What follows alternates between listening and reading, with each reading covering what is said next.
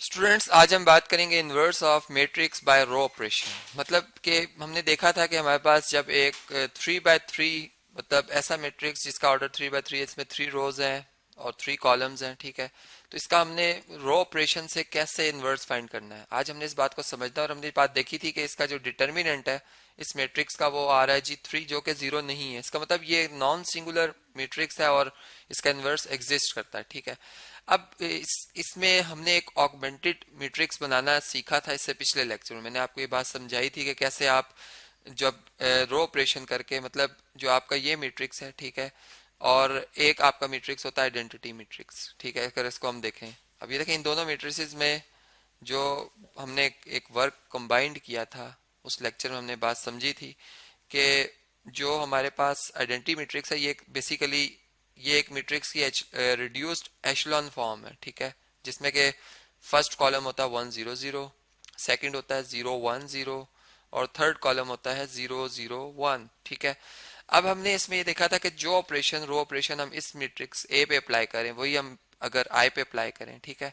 तो एक वक्त आएगा कि सेम ऑपरेशन अप्लाई करते हुए वो 3 या 4 टाइम्स या 5 टाइम्स अगर हम अप्लाई करते हैं, तो इसमें हम देखा था कि जो हमारा ए मैट्रिक्स है वो कन्वर्ट हो गया था आई मैट्रिक्स में, मतलब आइडेंटिटी मैट्रिक्स जिसको मैं कह सकता हूँ, या इसकी जो रिड्यूस एशलॉन फॉर्म है इसमें आ गया था। तो जो ये मैट्रिक्स हमारा जब इस फॉर्म में आया तो जो आई मैट्रिक्स है वो कन्वर्ट हो गया था ए इनवर्स फॉर्म में, ठीक है। वो कन्वर्ट हो गया था किसमें जी, ए इनवर्स, मतलब इस मैट्रिक्स के इनवर्स के इक्वल आ गया था। और उसका हमने प्रूफ भी देखा था कि हम जब इस मैट्रिक्स ए इनवर्स को हमने ए से मल्टीप्लाई किया था तो हमारा आंसर जो है वो आइडेंटिटी मैट्रिक्स आया था। और ये इसी वक्त पॉसिबल होता है कि आप जब किसी मैट्रिक्स से उसके मल्टीप्लिकेटिव इनवर्स से उसे मल्टीप्लाई करते हैं तो आइडेंटिटी मैट्रिक्स आता है, ठीक है। तो फिर हमने कहा था कि अगर हम दो मैट्रिसेस को आपस में कंबाइन कर लें, ज्वाइन कर लें या ऑगमेंटेड मैट्रिक्स बना लें, जैसे कि यहाँ पर एक ऑगमेंटेड मैट्रिक्स मैं बना रहा हूँ जिसमें कि मैं जो आइडेंटिटी मैट्रिक्स है उसके साथ इस तरह से कनेक्ट कर रहा हूँ कि 1 2 -1, ठीक है। ये इसकी फर्स्ट रो है और ये कनेक्ट हो जाएगी यहाँ पे, बल्कि मैं एक लाइन ड्रॉ कर लेता हूँ, कनेक्टेड लाइन, ठीक है। ये साथ ही कनेक्ट हो जाएगी किसके साथ जी, आइडेंटिटी मैट्रिक्स के साथ 1 0 0, ठीक है। इसी तरह सेकंड रो आएगी क्या, 0 -1 -3 और यहाँ पे आएगा 0 1 0, ठीक है। इसी तरह थर्ड रो जब हम लिखेंगे 1 0 2 और यहाँ पे क्या आ जाएगा 0 0 1, ठीक है। तो ये एक हमारे पास मैट्रिक्स आ गया।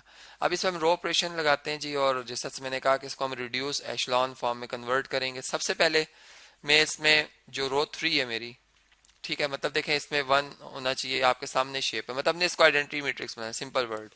यहाँ पर सिंपल अब 0 लेके आना, रो 3 को हमने चेंज करना है और रो 3 को चेंज करके मतलब इसकी जो न्यू शेप है इसमें यहाँ पर फर्स्ट एंट्री 0 होनी चाहिए। तो हमने किस तरह से इसको करना है कि रो 3 में से आप रो 1 को माइनस कर दें, ठीक है। तो ये हमारे पास रो 3, जो चेंज रो 3 है वो इधर आएगी। अब देखें कैसे मैं लिखता हूँ इसे, इसकी जो कैलकुलेशंस है कुछ तो मैं यहाँ पर परफॉर्म करूंगा और कुछ आपने इसको मतलब इसको आप जुबानी कैलकुलेट करना सीखेंगे, ठीक है। मतलब इधर के लिए क्योंकि यहाँ पर मेरे पास टाइम जरा शॉर्ट है और कैलकुलेशन ज़्यादा है, तो इसलिए मैं यहाँ पर कुछ कैलकुलेशंस जो है वो मैंने पहले से सॉल्व की हुई है वो मैं लिख दूंगा, ठीक है। आप इन्हीं को स्टडी कर लीजिएगा कैसे मैंने ये परफॉर्म किया। देखें जैसे रो 3 में से मैंने रो 1 माइनस किया, ठीक है। ये रो 3 है मेरी, ठीक है। ये मैं यहाँ पर लिख रहा हूँ 1 0 2 और 0 0 1, ठीक है। ये रो कौन सी है जी 3 है। इसमें से मैंने कौन सी रो माइनस करनी है 1, ठीक है। इसको हमने 0 बनाना है, इस वजह से अगर मैं रो 2 यूज करता हूं तो ये 1 ही रहेगा, इसलिए मैंने रो मतलब रो 1 इसमें से माइनस करनी है। अब रो 1 में लिख रहा हूँ जी 1, इसमें सेकंड एंट्री 2 है, फिर -1 है, फिर 1 है, फिर 0 है, फिर 0 है, ठीक है। और मैं इससे क्या कर रहा हूँ, माइनस कर रहा हूँ, सब्ट्रैक्ट कर रहा हूँ, साइन इनके चेंज होते जाएंगे यहाँ पर यहाँ पर यहाँ पर, ठीक है जी। अब देखें 1 में से 1 माइनस करें 0, 0 में से 2 माइनस करें -2, 2 + 1 3 आ जाएगा, ठीक है। इसी तरह यहाँ पर -1 आएगा, यहाँ पर 0 और 1 - 0 1 आ जाएगा। तो यहाँ पर एंट्रीज जो आ रही हैं जो चेंज होके आई हैं वो मैं यहाँ पर कलर चेंज करके लिख रहा हूँ, 0 -2, ठीक है, 3 -1 0 1, ठीक है जी। तो ये हमारे पास रो इक्विवेलेंट है, रो इक्विवेलेंट मैट्रिक्स है हमारा, ठीक है। इसलिए मैं चूंकि इस पे रो ऑपरेशंस परफॉर्म कर रहा हूँ इसलिए मैंने इसके लिए रो इक्विवेलेंट का सिंबल यूज किया है, ठीक है जी।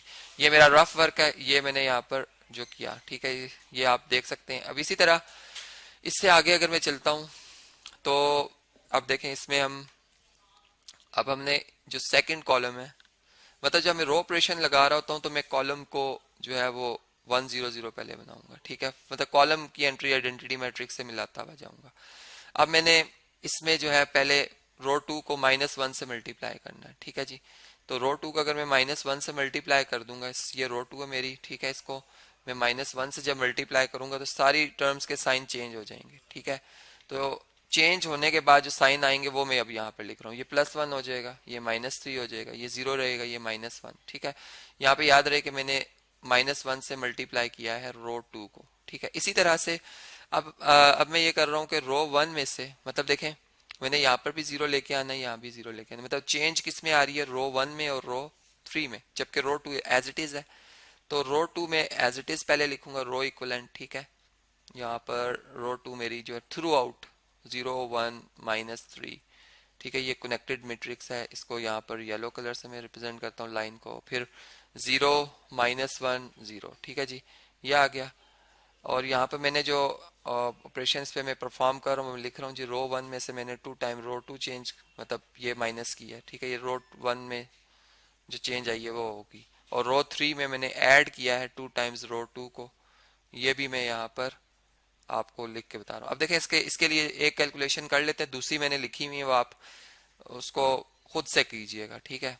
फर्स्ट रो पहले मैं लिखूंगा 1 2 -1 1 0 0, ठीक है। इसमें मैंने रो टू को पहले 2 से मल्टीप्लाई करना है, चलें जी इन सारी टर्म्स को 2 से मल्टीप्लाई करेंगे, 0 ये बन जाएगा 2, ये बन जाएगा -6, ठीक है, ये बन जाएगा 0 -2 और 0, ठीक है। अब मैंने इसमें क्या करना था इन्हें जी, सब्ट्रैक्ट करना था, minus minus plus, plus sign आ जाएगा, माइनस ये प्लस हो जाएगा, ये माइनस आएगा, 1 -0 1 होता है, ठीक है जी, ये आ जाएगा। इस तरह 2 -2 0 होता है, वह 6 -1 5 आएगा, ठीक है। इसी तरह 1 -0 1, 0 + 2 2 और 0 -0 0, ठीक है जी। तो ये हमारे पास चेंज जो रो वन है ये मैंने यहाँ पर लिखी है, ठीक है।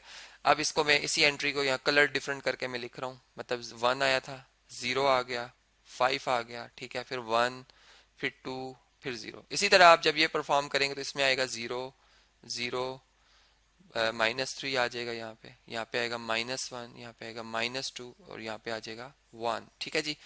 तो इस तरीके से मतलब ये जो वर्क आपने खुद से करना है, और इसके बाद जो रिजल्ट आएगा वो मैंने यहाँ पे लिख दिया है, आप चेक कर सकते हैं इसे।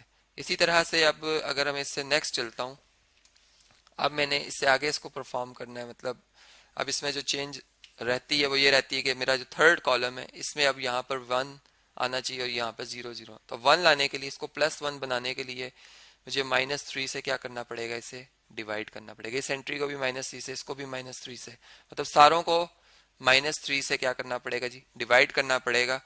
तो मेरे पास जो आंसर आएगा यहाँ पर क्या आ जाएगा, यहाँ पर तो 0 डिवाइडेड बाय -3 0, यहाँ भी 0, यहाँ पर -3 डिवाइडेड बाय -3 +1 आ जाएगा, ठीक है जी। यहाँ पर मैं क्या लिख दूंगा, +1, ठीक है। जबकि ये आ जाएगा माइनस माइनस से कैंसिल, ये भी माइनस माइनस से कैंसिल, मतलब इनके जो साइन है वो चेंज हो जाएंगे, और इनके जो साइन आ रहे हैं वो मैं यहाँ पे लिख देता हूँ, ये +2/3 हो जाएगा और ये +1/3 हो जाएगा, ठीक है। ये भी मैंने यहाँ पर करेक्ट कर दिया, ठीक है। अब इधर इस एंट्री को हमने 0 बनाना है और इस एंट्री को 0 बनाना है। इसके लिए हम क्या परफॉर्म करेंगे जी, जो ऑपरेशन इस पे हम परफॉर्म करेंगे वो बेसिकली ये है कि हम इसमें इसमें देखें, ये रो 1 है हमारी, ठीक है। अब मैं यहाँ पर लिख भी देता हूँ कि रो 1 जो है, अब मैं नेक्स्ट ऑपरेशन इसके लिए बात करूँ, रो 1 को चेंज करना है, 5 इसमें आ रहा है, इसको 5 से, मतलब पहले रो 3 को 5 से मल्टीप्लाई करेंगे, उसको माइनस करेंगे, और फिर इसी तरह रो 2 को -3 से मल्टीप्लाई या 3 से मल्टीप्लाई कर लेंगे, रो 2 माइनस रो 3 को आप 3 से मल्टीप्लाई करेंगे, ठीक है, ये 3 आ जाएगा और इसमें प्लस कर देंगे, ठीक है। तो ये एंट्री जो बनेगी अब मैं वो लिखने जा रहा हूँ, ठीक है, मतलब जो कि रिजल्ट आएगा हमारा, अब मैं वो लिख रहा हूँ ताकि आप इससे खुद जो है वो आगे कंप्लीट कर लें। यहाँ पे 1 0 0 आएगा, ठीक है, यहाँ पे आएगा -2/3, यहाँ पे आएगा -4/3, यहाँ पे आएगा 5/3, ठीक है, यहाँ पे आएगा 1 1 -1, यहाँ पे आएगा 1/3, यहाँ पे 2/3, यहाँ पे -1/3, तो ये इसका आंसर आ जाएगा।